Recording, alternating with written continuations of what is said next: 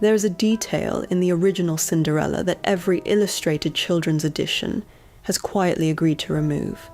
The ash reaches you before anything else does. Not the ash of disaster, not the ash of something lost in fire and mourned. The ash of the ordinary, the ash of a hearth that has been burning since before dawn, because someone woke before dawn to light it, because the fire does not light itself and the household does not wait, and the person whose job it is to make the morning possible is already on her knees in the cold dark, blowing on an ember, feeding it carefully, giving it her breath. The smell of it is ancient. Wood smoke and cold stone and the particular mineral dryness of ash that has been sitting in a grate since yesterday, undisturbed. Because the disturbing of it is this morning's first task, and the morning has not yet fully arrived. There is tallow underneath it, and beneath the tallow, the ghost of something cooked the night before. A meal that was not hers, served at a table where she did not sit, cleared away and washed by hands that were also hers. This is where the story lives. Not in the ballroom, not in the palace, with its lit windows and its music moving out through the glass into the cold air of the night. The story lives here, in this room, in this smell, in the specific texture of a life arranged entirely around the comfort of other people who have decided that arrangement is correct and natural and owed to them. You know this story. You have known it since before you were old enough to know that you knew it. The girl, the stepmother, the sisters, the glass slipper, the prince, the stroke of midnight. It has been told to you in picture books with soft edges and in animated films, with bright colours and in every possible language, that human beings have found for packaging the truth of a thing in something sweet enough to swallow. You know how it ends. The slipper fits. The prince arrives. The curtain comes down on a woman in a magnificent gown stepping toward a life that is the opposite of everything she has been living. What you may not know is what the curtain was covering. The story you have been told is Charles Perrault's version, written in 1697, dressed in the language of French court elegance. The fairy godmother, the pumpkin carriage, the glass slipper, the Cinderella who is patient and gentle and forgives everyone who wronged her, because forgiveness is what good women do. It is a beautiful version. It is also the version that removed the most uncomfortable elements, softened the sharpest edges, and produced a heroine whose goodness is measured by her capacity to absorb cruelty without becoming anything other than kind. 115 years later, the brothers Grimm wrote down a different version. They called her Aschenputtel, Ash Girl, the name her stepsisters gave her as an act of contempt, the name that stuck because contempt has a way of sticking. Their version has no fairy godmother. It has a hazel tree, planted on a grave, tended by grief, inhabited by something that is not quite magic and not quite a ghost, but is somewhere in the space between the two. Their version has 3 knights instead of 1, a golden slipper instead of glass, and an ending that involves the specific and permanent punishment of everyone who was unkind, delivered not with mercy, but with the particular precision of a justice that has been accumulating for a very long time. Their version has a prince who does not simply find the right girl and bring her home. Their version has a prince who, depending on which telling you follow to its end, ensures that the women who tormented Cinderella do not walk away from her wedding with their sight intact. This is the story underneath the story. Older than Perrault, older than Grimm, older than the printing press that carried both of them into the world. A story that existed in the mouths of people in villages across Europe and China and the Middle East for centuries before anyone thought to write it down. Each version shaped by the particular fears and values and appetites for justice of the people who were telling it. What those versions share, beneath all their differences of detail and geography and character, is a quality that the sanitized versions worked very hard to remove. They are not gentle, close your eyes, let the ash smell settle around you. Let the hearthstone be cold beneath your knees, and the dark be the particular dark of a house not yet awake, and the fire be the small, careful fire of a person who has learned to make warmth out of very little. The girl is already there. She has been there the whole time. Now listen. Her name was not Cinderella. That came later, the name given to her by people who wanted to reduce her to the place they had put her, to make the place and the person the same thing, so that she could not be imagined apart from it. Before that name, she had another one, her real one, the one her mother spoke over her at birth and used every day of the years they had together, the one that meant she was a specific person in the world rather than a function within a household. The story has not preserved it. The story preserved the Ash name instead, because the story was not told by the girl. She was born to a merchant family of comfortable means. Not nobility, but the kind of household that sits at the upper edge of ordinary life, with enough warmth and enough food and enough stability that a child growing up inside it might reasonably expect those things to continue. Her father was a man of business, which meant he was often elsewhere, which meant the shape of the household was her mother's shape, and the household was good because her mother was good. Not in the soft, passive way the later versions would make fashionable, but in the active, intelligent way of a woman who understood that goodness is a practice, not a disposition, and who practiced it daily and taught her daughter to do the same. The house reflected her. The servants moved through it with ease. The daughter grew up inside it, understanding that a home is not a place, but an agreement between the people who inhabit it, and that the quality of the agreement determines the quality of the life. Then her mother became ill. The illness was the kind that announces itself quietly and then refuses to leave.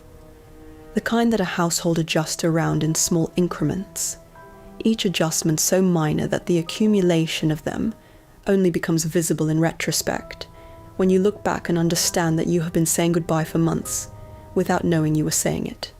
The girl sat at her mother's bedside in the evenings and held her hand and listened, because her mother was still talking, still teaching, still doing the work of being her daughter's primary source of everything that mattered. The candle between them burned low on those evenings, and neither of them moved to replace it, because the dark that came as it burned down was gradual and gentle, and neither of them were afraid of it yet. She said, "Be pious, be good." She said it the way people say the things they need to say when they understand they will not have many more opportunities to say them. With the weight of everything else, they cannot find words for pressing behind the sentence. In the Grimm version, this is the whole of the dying instruction, and its brevity is not a limitation, but a compression. 2 words standing in for an entire philosophy of how to move through a world that will not always be kind. The conviction that the quality of your own character is the only thing fully within your control, and therefore the only thing worth fighting to maintain. The girl received it as such. She understood that her mother was not offering comfort, but equipment. The only tools she had left to give. The girl listened. She held her mother's hand. She said she understood. Her mother died. The grave was on the edge of the estate, and the girl went there every day, and she wept there the way children weep when they have lost the person who was the organizing principle of everything.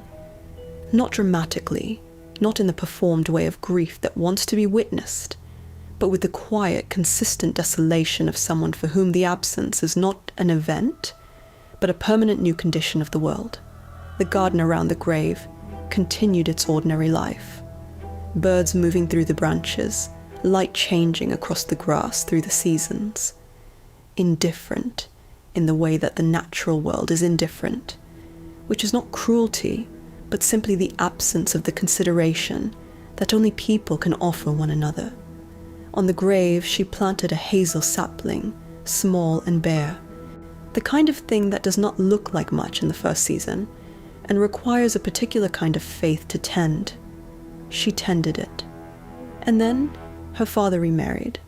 The woman he brought into the house arrived with 2 daughters and a full understanding of how households work and who holds power within them and how that power can be redistributed by someone patient enough to wait for the right moment and decisive enough to act when it comes. She was not stupid.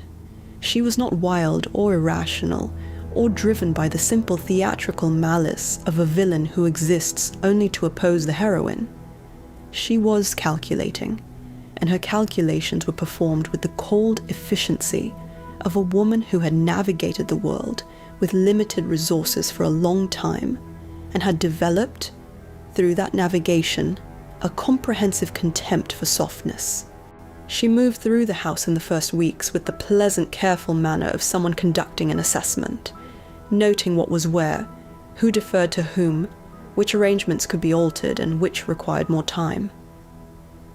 She looked at her new stepdaughter and understood immediately what she was looking at. A girl with a prior claim on this household.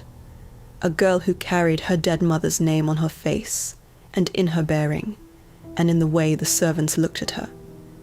Not with the careful deference they offered the new mistress, but with something warmer than deference, something that would need to be addressed. The redistribution was gradual, which is how the most effective redistributions work. First the girls' room, too large, unnecessary. There were guests to consider. The new daughters needed accommodation appropriate to the family standing. The room she was moved to was smaller, then smaller again. Then she was in the attic, under the eaves with a pallet instead of a bed, and a single window that admitted the cold without much interest in keeping it out. She made the move each time without resistance, because resistance would have required her to make a scene, and making a scene would have required her father to respond to it, and she had already begun to understand something about her father that she had not known before her mother died. Her clothes followed. The dresses her mother had chosen for her were replaced. They did not fit properly anymore. They were old-fashioned. There was no point in keeping things that served no purpose. What she was given instead was what the household's work required. She was shown clearly and without particular cruelty of tone. The stepmother rarely raised her voice, which was one of the things that made her effective. What her position in the household was now. She cooked. She cleaned. She carried water and wood and laid fires and scrubbed floors and washed the clothes that her stepsisters wore to the events she was not invited to attend. She did it in the clothes she was given and slept in the room she was given and ate what remained after the table had been cleared. The work was not beyond her. She had been raised in a household where competence was valued, where her mother had believed that knowing how things were done was a form of dignity rather than a diminishment. But there is a distance between knowing how to do something and being required to do it for people who have decided your doing it is owed to them. And that distance is the whole of what had changed. At night, when the work was done, she sat beside the hearth. The ash accumulated around her, in her hair, on her skin, in the creases of her hands. And her stepsisters, who had been watching for an angle, found it. They called her Aschenputtel, Ash Girl, Cinder Girl. They said it with the particular satisfaction of people who have discovered that a name can function as a wall, that if you call someone what they sit in for long enough, they may begin to believe that is all they are. She did not believe it, but she heard it every day, and every day it was the name the household answered to, when it meant her. And the real name, the one her mother had spoken over her, the one that carried everything she had been before the Ash name arrived, grew quieter inside her by the measure of how loud the new one became outside. Her father was in the house for all of this. This is the part of the story that is most carefully looked away from in the comfortable versions. Not the stepmother's cruelty, which is narratively useful and therefore acknowledged, but the father's presence. He was not absent. He was not dead. Not yet, not in the grim version. He was there, moving through the household, conducting his business, sitting at the table where his daughter no longer sat, sleeping in the house where his daughter slept on a pallet under the eaves, and he did not stop what was happening to her. He saw it, and he chose, daily, to see it as something other than what it was. A reclassification that required effort in the beginning and less effort as time passed. The way the mind adjusts to accommodate what it cannot bear to act on. He looked at his new wife and chose the looking away. This is not unusual. It is in fact so common as to be the structural condition that makes the stepmother's campaign possible. Not her malice alone, which requires a house to operate in, but his willingness to provide the house. He is given one moment, in the grim version, where he rides to market and asks each girl what she wants brought back. The stepsisters ask for beautiful dresses and jewels, asking with the easy confidence of young women who have never been told that wanting things is presumptuous. The girl asks for the first branch that brushes his hat on the road home. He brings it to her. She takes it to the grave and plants it in the earth beside the hazel sapling, pressing it in with her hands, and she stands there for a while in the way she stands at the grave, not performing grief, simply being present with it.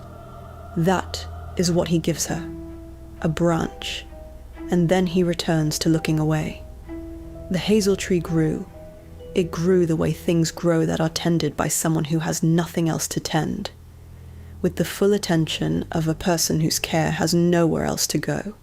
She watered it with her tears, which sounds in the telling like poetry, but was in the practice simply what happened, because she went to the grave when she was grieving, and she was grieving most of the time, and the tree received all of it, and grew and deepened and spread its branches in the particular way of trees that are doing well. Within a year, it was a real tree with real branches, and a white bird came to live in it, a small plain white bird that watched her when she came to speak to her mother, and that watched her with an attention she recognized without being able to name, the attention of something that knows you and has been waiting to see if you will notice it in return. She noticed. She did not tell anyone about the bird. There was no one to tell. No one who would have received the telling in the spirit in which it was given. No one who would have understood that the bird in the tree on the grave was not a coincidence, but a continuation. Not a small animal that had selected a convenient branch, but something more deliberate. Something that had arranged itself there with a purpose she felt before she could articulate it. She kept it the way she had learned to keep the things that mattered, quietly, internally, in the part of herself that the ash name had not reached, and that she had decided, without ceremony, to defend.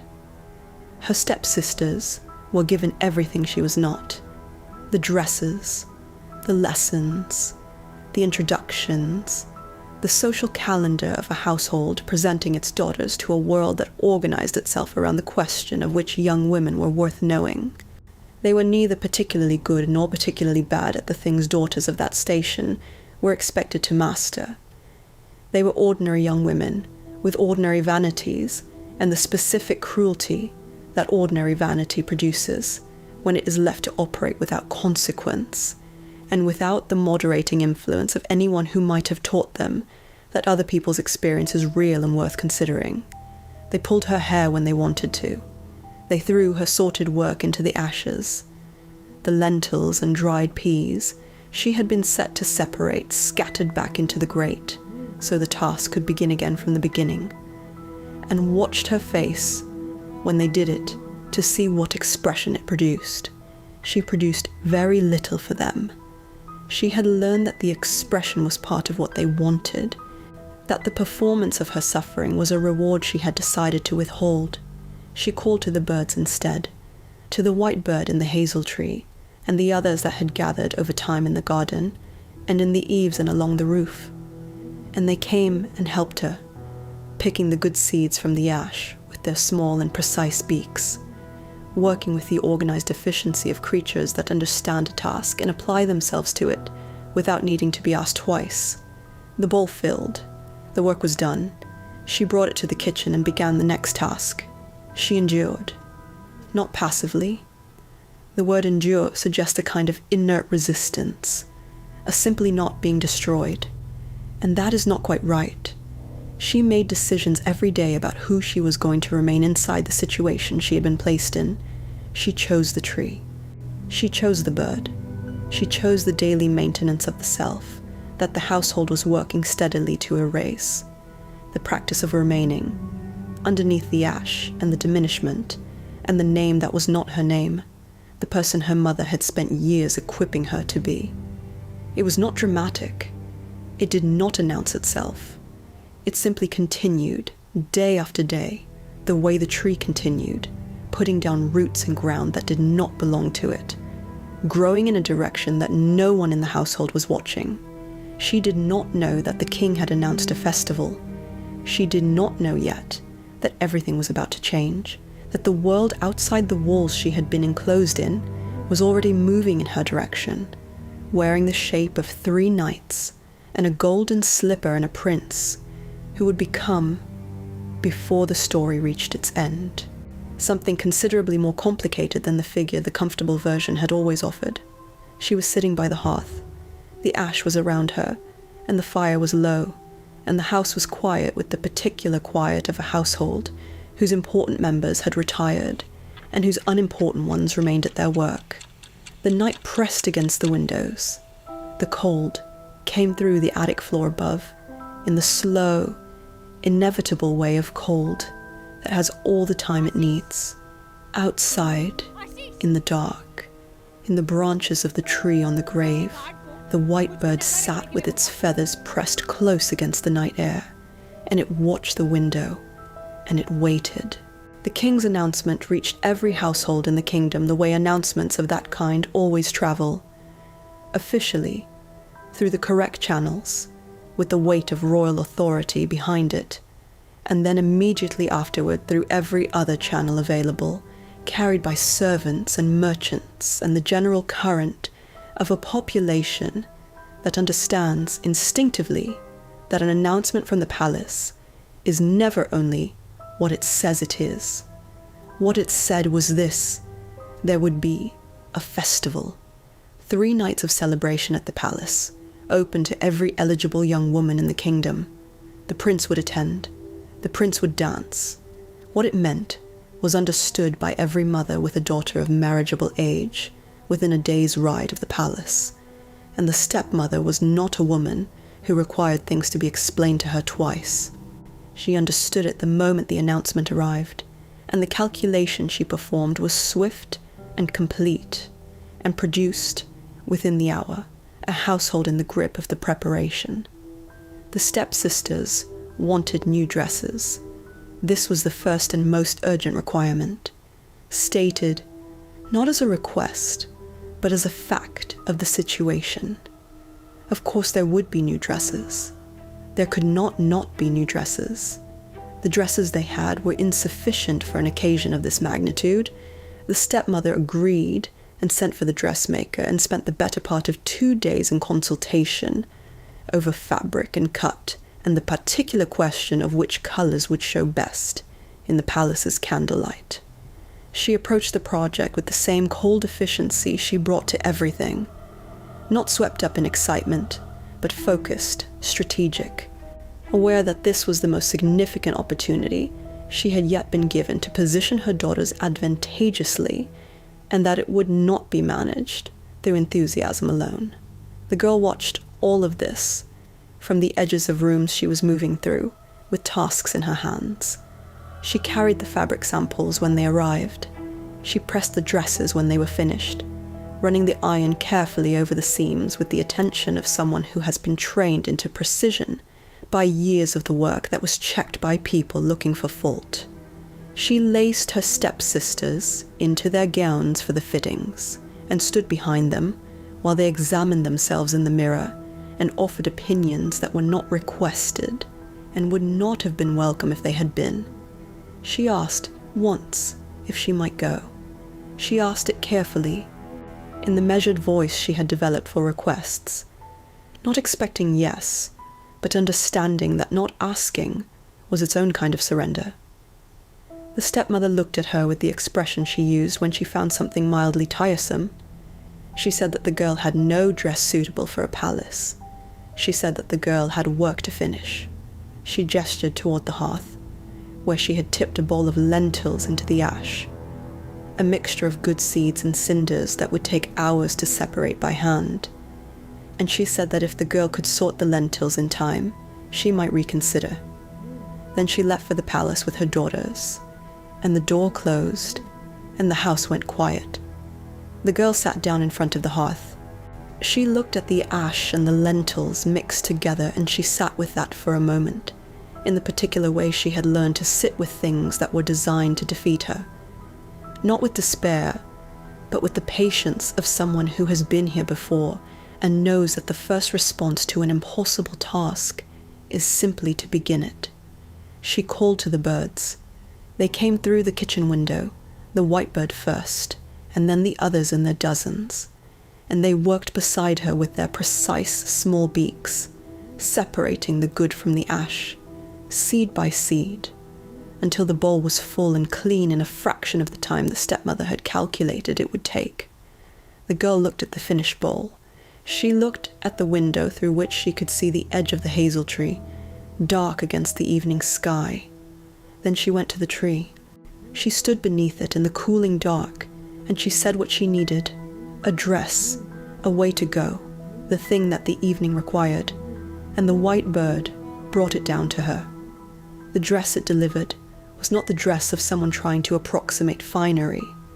It was silver, the kind of silver that does not reflect candlelight so much as generate its own, a dress that had no business existing in the world of lentils and ash and attic palettes, and yet existed, folded over the branch of a hazel tree, on a grave at the edge of a merchant's estate, waiting with the patience of something that has been prepared well in advance. She dressed. She went. The palace was everything the house was not. Lit from within by hundreds of candles, arranged with the deliberate art of people who understand that light is a form of argument, that a room lit in a particular way makes a particular claim about the importance of what is happening inside it. The great hall was full of the correct people wearing the correct things, making the correct conversation, the whole elaborate machinery of a formal occasion, running at full speed with the frictionless efficiency of a court that has been doing this for generations. The prince was there. He was standing at the edge of the dancing when she arrived, in the position of someone who has been waiting without knowing what they were waiting for. And when she entered the room, he stopped being in that position. He crossed the floor. He asked her to dance. He danced with no one else that night.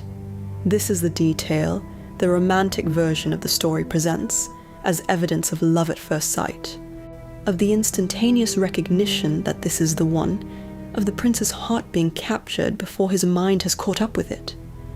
And perhaps that is what it was. But it is worth noting alongside the romance of it, what it looked like from the outside.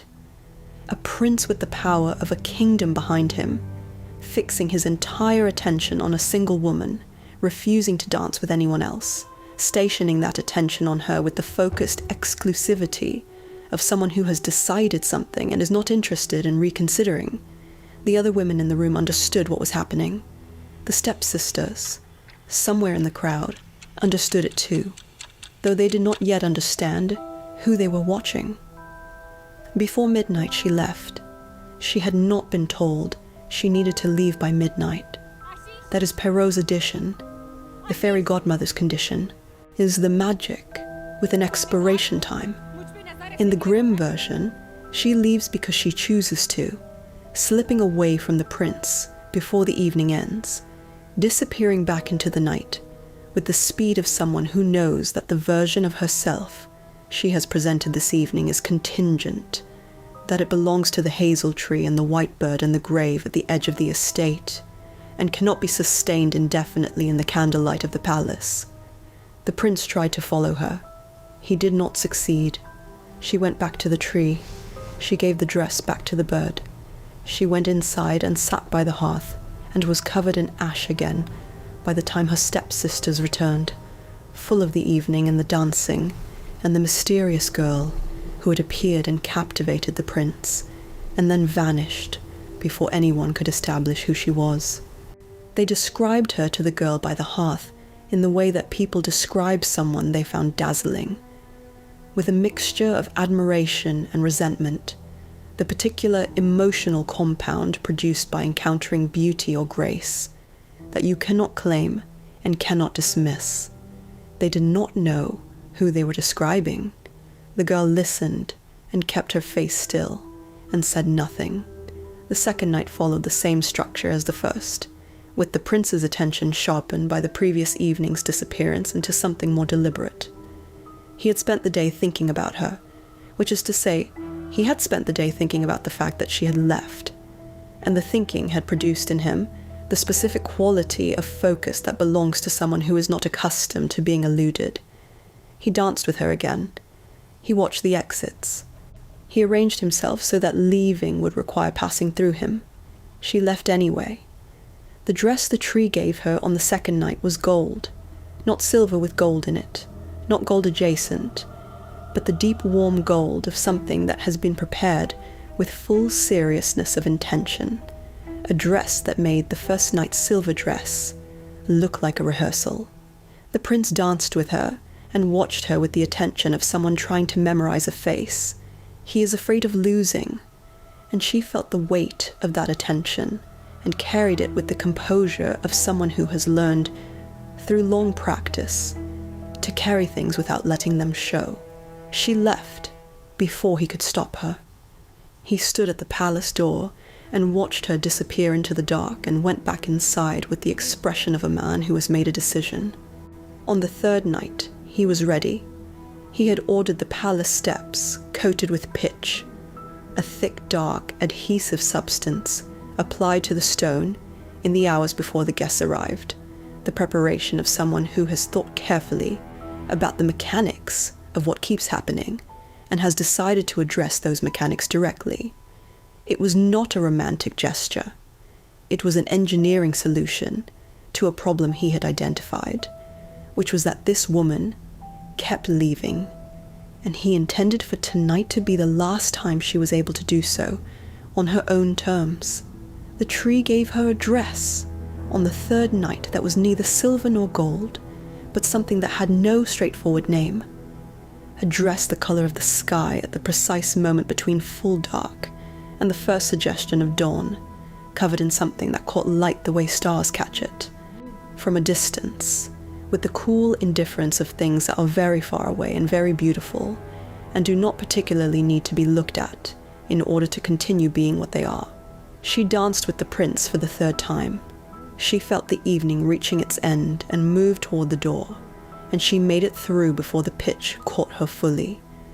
But not entirely. The slipper held. One golden slipper, left behind on the pitched steps of the palace, stuck fast in the substance the prince had ordered, applied specifically to prevent her from leaving cleanly. She ran home barefoot through the dark, one shoe on, one shoe gone, and the slipper stayed behind in the pitch. Like a signature, she had not meant to leave. The prince peeled it free in the morning. He held it in his hands, small, golden, the precise shape of the foot of the woman he had danced with for 3 nights and failed to keep. And he looked at it with the expression of someone who has been given what they needed and is now deciding what to do with it. He announced that he would find the woman whose foot had made it. Every eligible young woman in the kingdom would try the slipper. He would go door to door himself if necessary. He would not stop until the foot and the slipper were in the same room at the same time, and the question was answered. It is worth pausing here in the moment before the search begins to notice what the prince is actually doing. He is not looking for a woman. He is looking for a foot. The woman he danced with for 3 nights, whose face he memorized, whose voice he heard, whose company he sought above everyone else in the kingdom, has been reduced, in the logic of the search, to a single physical detail, the only one he has retained in material form. He knows the foot. He will find the foot. The rest of the woman will be confirmed by the foot's existence, and not by anything else. The slipper was gold. The search was beginning.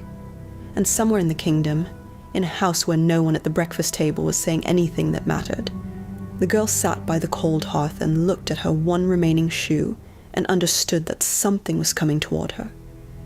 Not yet understanding its full shape, not yet knowing the cost of its arrival, but feeling it the way you feel, a change in the weather before the sky has shown you anything. Outside, on the grave, in the hazel tree, the white bird watched the road. The prince's search moved through the kingdom with the organized momentum of a royal decree that has been given teeth. Not a polite inquiry, not a suggestion that households might wish to participate, but the full institutional weight of a crown that has decided something and is accustomed to the world rearranging itself accordingly. He went himself. This is the detail that distinguishes the grim telling from the versions that send servants in the prince's place. He did not delegate the search to someone beneath him, did not hand the slipper to a functionary and wait at the palace for a report. He went door to door, through the kingdom with the slipper in his hands, and the focused quality of attention that had been building in him since the first night of the festival, sharpened by 3 nights of dancing and 3 disappearances into something that was no longer simply desire, but had taken on the harder edge of determination. Every household with an eligible daughter received him. The ritual was the same at each door. The welcome, the chair, the young woman presented with the careful hopefulness of a family that understood what was at stake and had dressed accordingly. The slipper was produced. The attempt was made. The slipper did not fit. Feet were too wide, too long, too broad across the toe. Feet that had been measured and assessed by their owners in the privacy of bedrooms that morning with the anxious thoroughness of people performing calculations they were afraid would not add up. None of them added up. The slipper held its shape with the serene indifference of an object that knows what it is waiting for and is in no hurry, and the prince moved on, and the households closed their doors behind him, with the particular quiet of places where hope has just finished its visit. He came, in the progression of the search, to the stepmother's house. She heard the horses on the road before the knock arrived at the door, and by the time the knock came, she had already made her calculations. She had been making them since the morning after the 3rd night of the festival, turning the situation over with the methodical attention she brought to every problem that arrived in her life, wearing the shape of an opportunity. She had daughters. The prince was searching. These were the 2 facts, and between them was the slipper. And between the slipper and her daughters was a gap she was prepared to address. The elder daughter was brought to the chair first.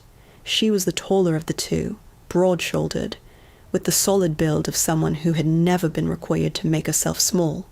She sat down and took the slipper and looked at it, and understood immediately what the rest of the morning's audience had understood: that the fit was not going to work, that the architecture of her foot and the architecture of the slipper were simply not the same, that no amount of hoping or pressing or angling was going to change the fundamental geometry of the situation.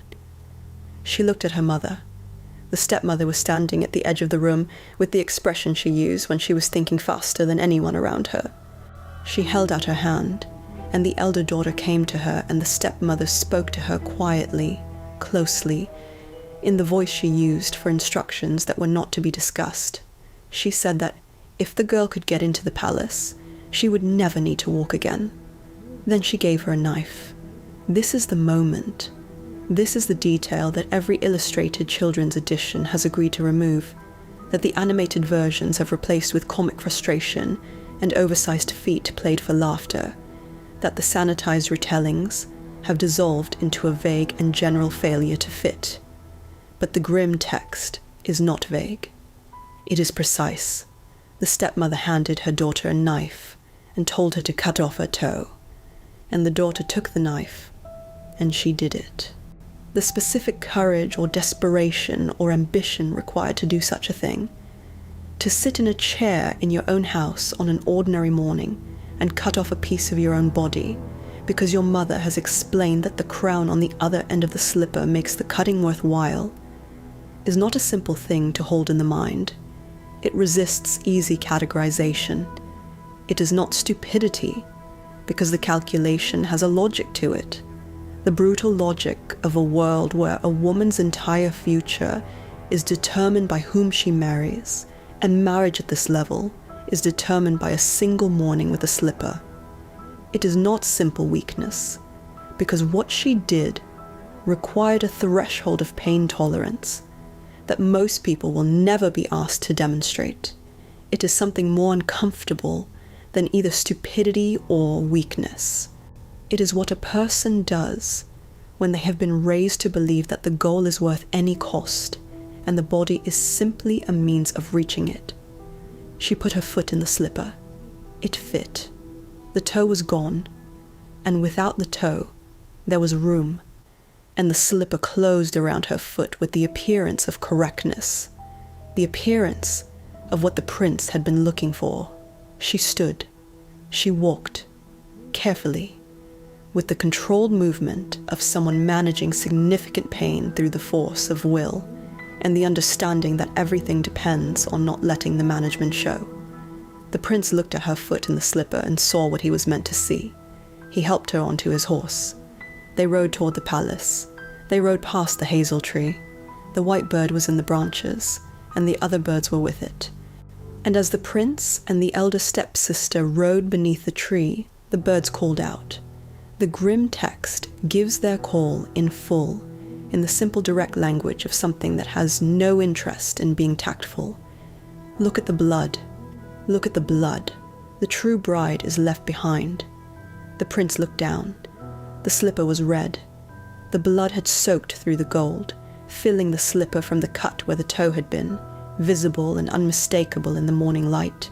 The body's refusal to participate in the pretense. He turned the horse around. He brought her back to the house. He left her there, and the door closed, and he stood on the step with the slipper in his hand and the blood on it, and he asked whether there was another daughter. The stepmother had been waiting for exactly this question. The younger daughter sat down in the chair. She was slighter than her sister, with narrower hands and the particular watchful quality of a person who has spent years in the shadow of a more forceful sibling and has developed, in that shadow, a careful attention to how situations develop and what they require. She looked at the slipper. She had heard her sister return. She had understood, from the sound of the return and from her mother's expression when she came back into the room, what had happened and why her sister was not currently on her way to the palace. Her mother came to her. The same quiet voice, the same instruction, modified for the specific geometry of the problem. Not the toe this time, the heel. If the girl could get into the palace, she would never need to walk again. The mathematics were the same. The knife was the same knife. She cut off her heel. She placed her foot in the slipper and the slipper closed around it, and she stood and she walked with the same controlled, deliberate movement her sister had used, the same management of pain through will, the same understanding that everything depended on the next few minutes, and that the next few minutes required her to move as if she were not bleeding. The prince looked at the slipper on her foot and saw the shape of what he was looking for. He helped her onto his horse. They rode toward the palace. They rode past the hazel tree. The birds called out from the branches with the same words, the same simple and uneliminable truth. Look at the blood. Look at the blood. The true bride is left behind. The prince looked down. The slipper was red. The blood had come through the gold the same way it had come through before, with the same patient insistence of a body that will not be argued with, that continues to tell the truth, regardless of how inconvenient the truth is and how much effort has been invested in suppressing it. He turned the horse around again.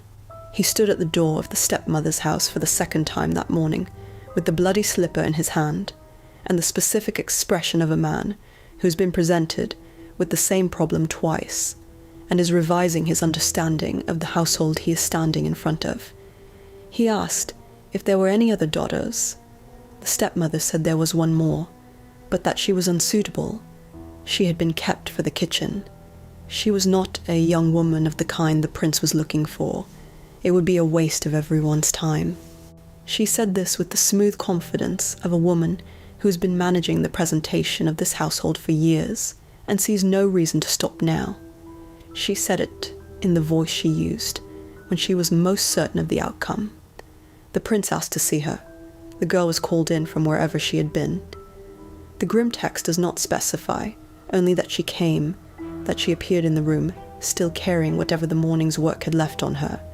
Ash, perhaps, or the marks of the kitchen, the visible evidence of the life she had been living in this house, while the rest of it had been preparing for this morning. She sat down in front of the prince, and she put her foot in the slipper. It fit. Not approximately, not with adjustment or management or the careful positioning of a foot that has been altered to meet the slipper's requirements. It fit the way it fit, because it was the foot the slipper had been made for.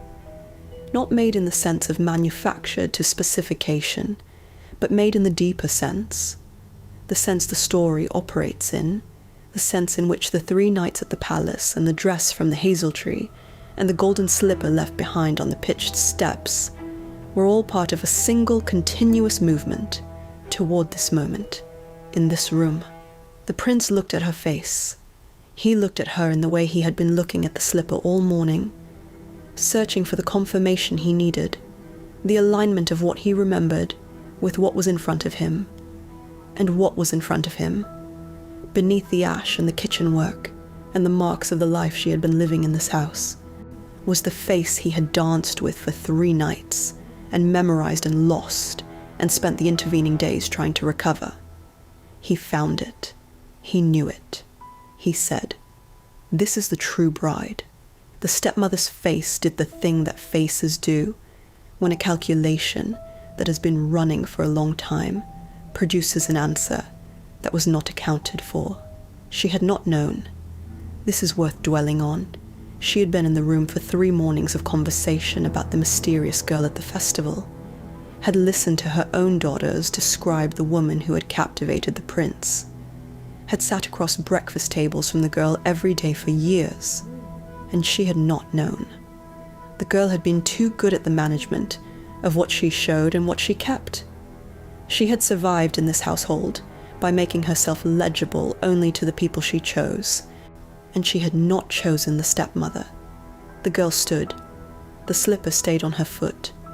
The prince looked around the room, at the stepmother with her still managed expression, at the 2 sisters, one of them somewhere in the house with her severed toe, and the other in the chair before him with her severed heel, the evidence of the morning's events present, in the specific quiet of people who have done something they cannot undo, and are now waiting to understand the consequences. He looked at all of it with the eyes of someone who has just understood, in a single moment of clarity, the full nature of the household he has walked into. The girl looked at none of them. She was looking at the window, and through the window at the edge of the hazel tree visible from where she sat, the branches moving slightly in the morning air. The white bird visible among them, if you knew where to look.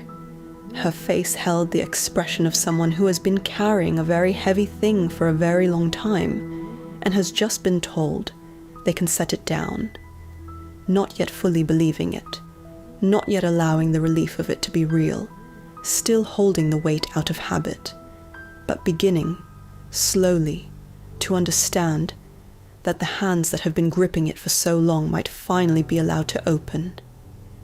Outside, the white bird sat in the branches of the hazel tree and was still. The prince said that he would return for her, that there would be a wedding. He said it to the room, which meant he said it to the stepmother, who received it with the expression of someone filing information for later use, because the stepmother was still calculating even now, in even having lost the central contest of the morning, because calculating was what she knew how to do, and she had not yet found the edge of what calculation could recover. The girl said nothing. She would say what she needed to say later, and to someone other than the people currently in this room. For now, she sat in the chair with the slipper on her foot, and the morning light coming through the window, and the hazel tree visible at the edge of it. And she let the moment be what it was, not the ending, not yet, but the place where everything that had been moving underground finally broke the surface. The place where the long patience of a well-tended thing finally produced what it had been preparing for all along. The prince left. The house closed around the four of them, the stepmother, the two daughters with their morning's wounds, and the girl who had been called up from the kitchen and had not gone back down. She sat for a while longer in the chair, in the particular stillness of someone who understands that the world has just changed in a fundamental way and is giving the change the respect of a moment's quiet before moving inside it. Then she stood. She walked to the window. She looked at the tree. The wedding was announced within the week. The kingdom received the news with the particular enthusiasm of a population that understands a royal wedding as something that belongs to everyone, not just to the two people at the center of it, but to the whole apparatus of the realm that will celebrate it and remember it and measure time against it for years afterward. The preparations began immediately, with the organized urgency of a court that knows how to produce occasions of this kind and takes the production seriously. The palace filled with the industry of people arranging flowers and food and music and the 1,000 other details that transform a ceremony into an event, that make the moment legible to everyone who witnesses it as something important, something that will be spoken of afterward as the day everything changed.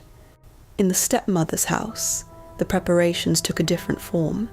She had been calculating since the morning the prince left, and by the time the formal invitation arrived, because it did arrive, because the girl was to be married from her father's house, and her father's house was this house, and the stepmother understood that there was no graceful way to position herself outside of what was coming. She had arrived at her answer. They would attend, all of them. The stepsisters would be bridesmaids, would walk in the procession, would stand at the edges of the ceremony, with the visible proximity to the new princess. The proximity to power always confers. The morning of the knife had not gone as planned. The afternoon of the wedding was a different problem, and she was not finished. The girl dressed on the morning of her wedding in the room she had been given when the prince's household came to prepare her. Not the attic room, not the pallet under the eaves, but a room that had been made ready for her, with the careful attention of people who understood what she was becoming. She was dressed by hands that treated her with the specific gentleness of service that is offered willingly rather than extracted, and the difference between the two was something her body registered before her mind did, the way the body always registers the things it has been waiting for longer than it knew. She was dressed in white. The dress was not from the hazel tree. This was not the magic of the festival nights, the silver and gold and starlight dresses of a girl attending a ball under the protection of her dead mother's provision. This was the dress of a wedding, the dress of a permanent thing, the dress of someone stepping out of one version of their life and into another with the full weight of ceremony to mark the crossing. She stood in it and looked at herself and understood, with the quiet clarity of someone who has been waiting for a specific moment for a long time, that the moment had arrived. The procession formed. The stepsisters took their places as bridesmaids, dressed in the finest things the stepmother's resources and the occasion's requirements had produced. Not as fine as the bride, which is the rule, but fine enough to present well, fine enough to make the statement the stepmother intended them to make about the family they belonged to, and its proximity to what was happening today. They walked with the careful movement of young women managing wounds that had not yet fully healed, the severed toe and the severed heel still present beneath the fabric of their formal clothes. The morning of the knife still in their bodies, even if it was no longer in the room's visible conversation. The procession moved through the kingdom toward the church. It passed the grave at the edge of the estate. It passed the hazel tree. The white bird was in the branches. The other birds were with it, the ones that had sorted the lentils and carried the dresses and sat in the eaves through the long years of the household's ordinary cruelty. And they watched the procession from the branches, with the attentive stillness of creatures that have been waiting for a specific moment in the way that only things outside of time can wait, without impatience, without uncertainty, with the absolute composure of something that knows exactly what it is going to do. As the procession passed beneath the tree, the birds descended.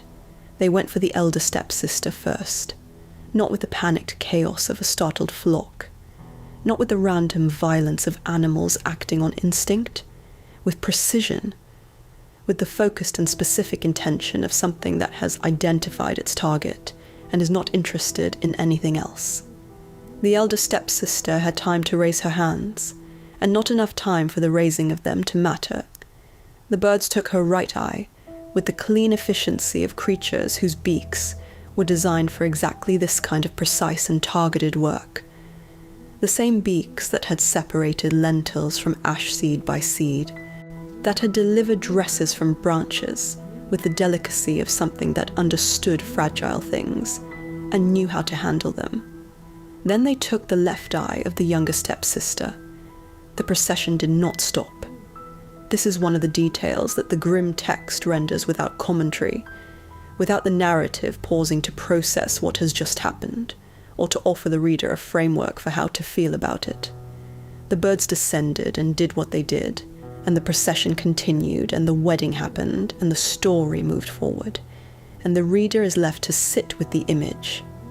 The two women in their bridesmaids' dresses, one with her right eye gone, one with her left, and to make of it what they can. The prince was present for this.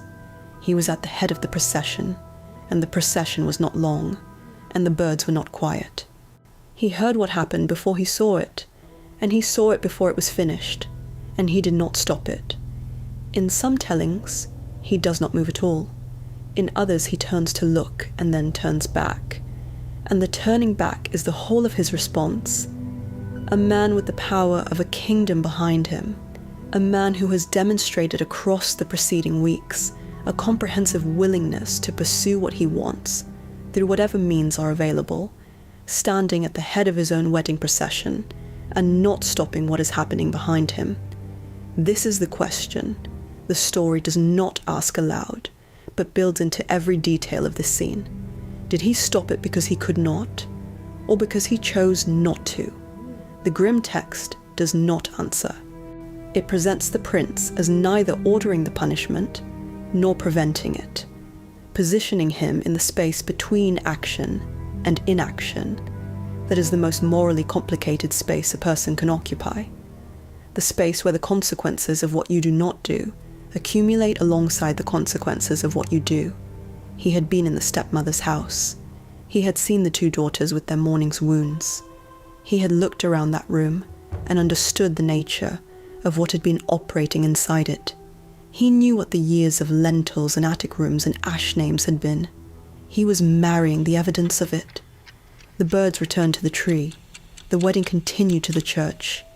The vows were made with the ceremony, and the witnesses that ceremonies of this kind require.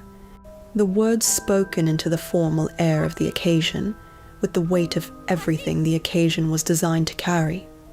The girl became a princess in the eyes of the kingdom, not in the eyes of the hazel tree, which had known what she was for years, and not in her own eyes, which had never been in doubt, but in the official, recorded, kingdom-wide sense that changes what the world reflects back at you when you move through it.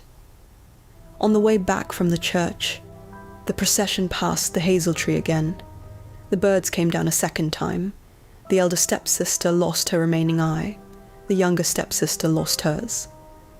By the time the procession reached the palace and the wedding feast began, both women were fully blind, led by the arms of people who had been walking beside them minutes before as fellow guests, and were now guides, in the role shifting with the speed of what had just happened, the morning rearranging itself around a new reality before anyone had fully processed the previous one.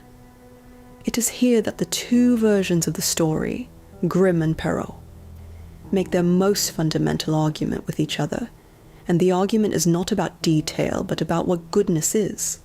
Perrault's Cinderella forgives her stepsisters, not reluctantly, not after deliberation, but with the full and immediate generosity of a heroine whose defining quality is her capacity to give more than was taken from her. She brings them to the palace. She finds them husbands from the court. She folds them into the new life that her goodness has produced and offers them a portion of it. And the moral the story draws is explicit. That true nobility of character expresses itself most completely in the treatment of those who have wronged you, and that forgiveness is not weakness, but the highest available form of strength. The Grimm version's Cinderella does not forgive them. She does not order the punishment. The birds are her mother's birds, operating from her mother's tree, and the agency of what they do belongs to whatever continues to inhabit that tree, rather than to the girl who tended it. But she does not stop it, and she does not grieve it, and she does not bring the blinded women into the palace at the end. She stands at the center of her wedding and lets the justice that has been building for years arrive at its destination. And the story presents this not as a failure of her character, but as a completion of it. The specific completion of a story that has always believed, at its roots, that cruelty accumulates a debt, and that the debt comes due. These are two different arguments about what a good woman is.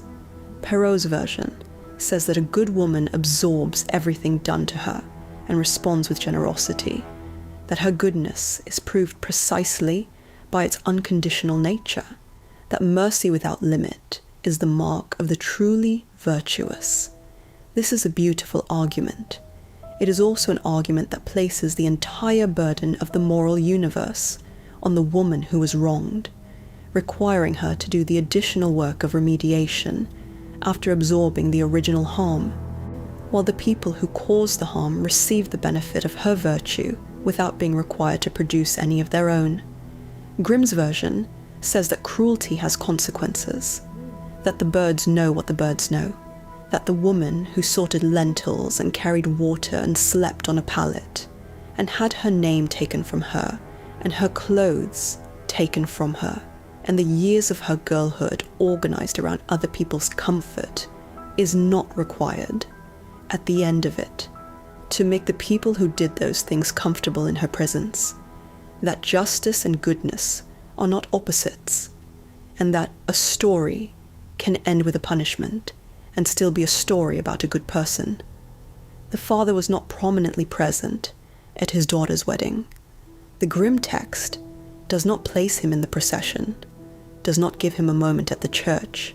He does not record what he said or did when the birds came down. He is simply absent from the account in the way that he has been absent from it all along, present in the household without being present in his daughter's life, occupying the physical space of the story without occupying its moral space, the man who provided the house and looked away from what happened inside it and is now absent from the reckoning. This too is a form of justice, rendered not through action, but through omission. The story gives him nothing to do at the end, because he earned nothing to do at the end. He had his moment, in the Grimm text, the branch he brought back from the market, the single gesture of provision, and he did not build on it, and the story does not pretend otherwise.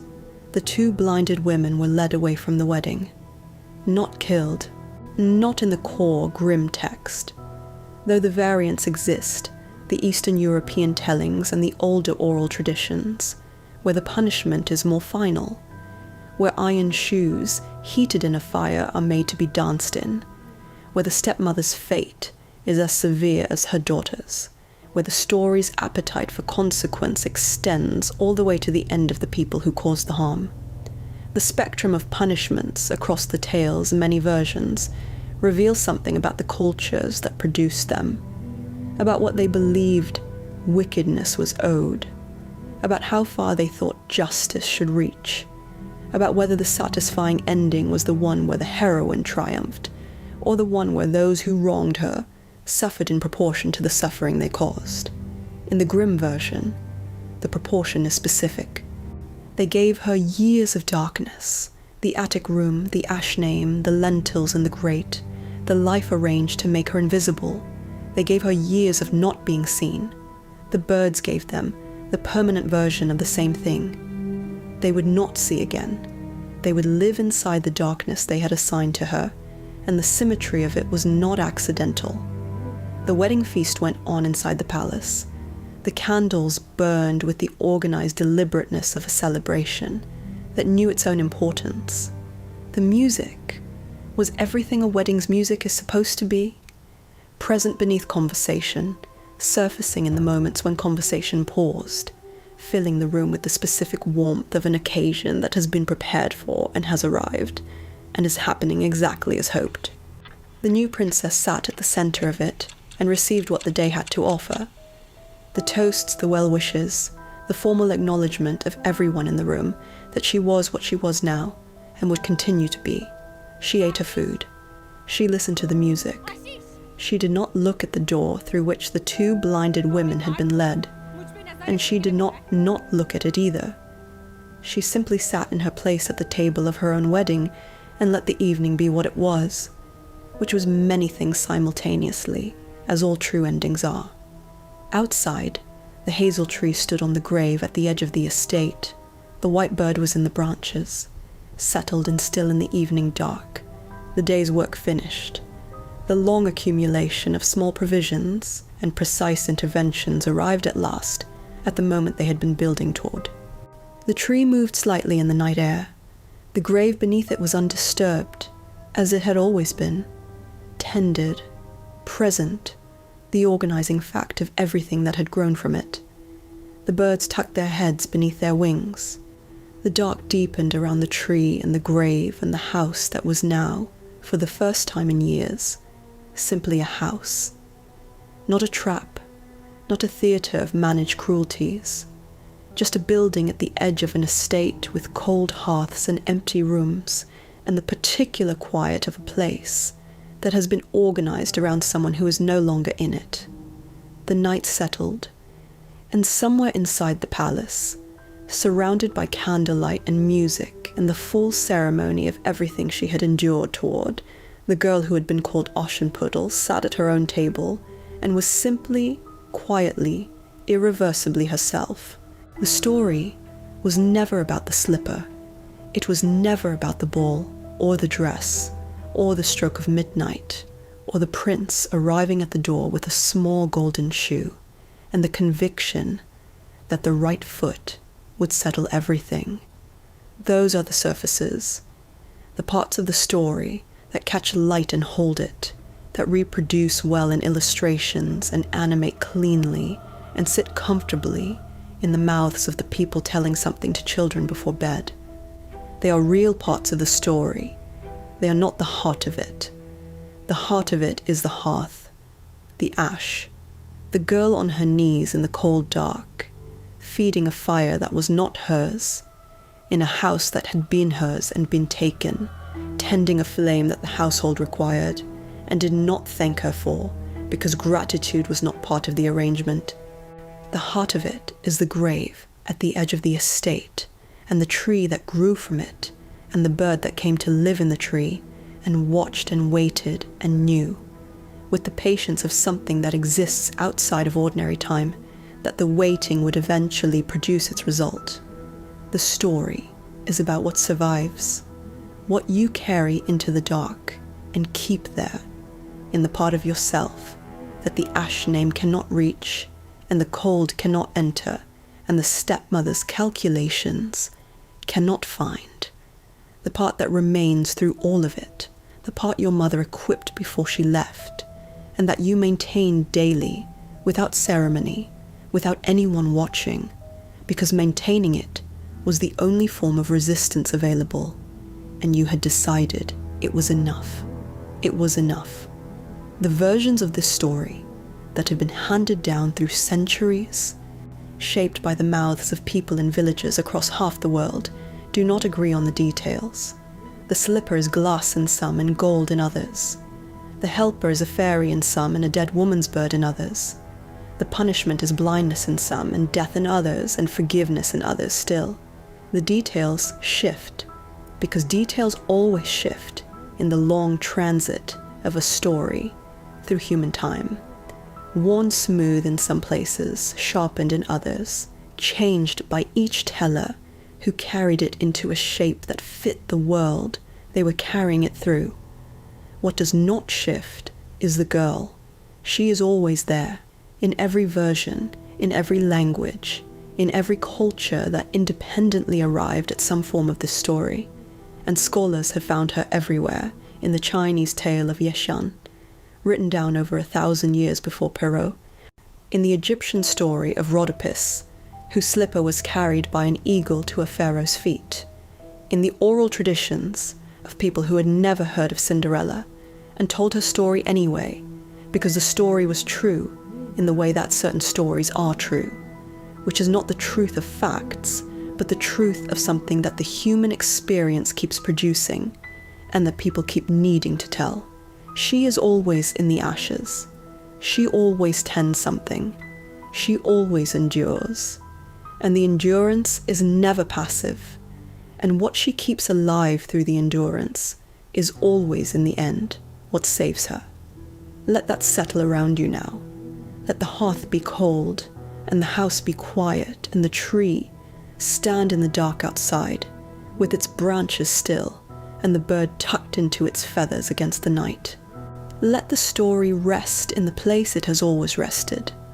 Not in the palace, not in the ballroom, not in the moment the slipper fits, but here, at the beginning, in the ash and the cold and the small, careful fire of a person who has learned to make warmth from very little. She is still there, in the oldest versions, waiting to be remembered correctly. Sleep now. The ashes are cold. The tree is standing. The bird is watching the dark with the patient attention of something that has never needed to hurry, that has always known what it was waiting for, that has always known, in the way the dead know things, that the right moment was coming. It always comes.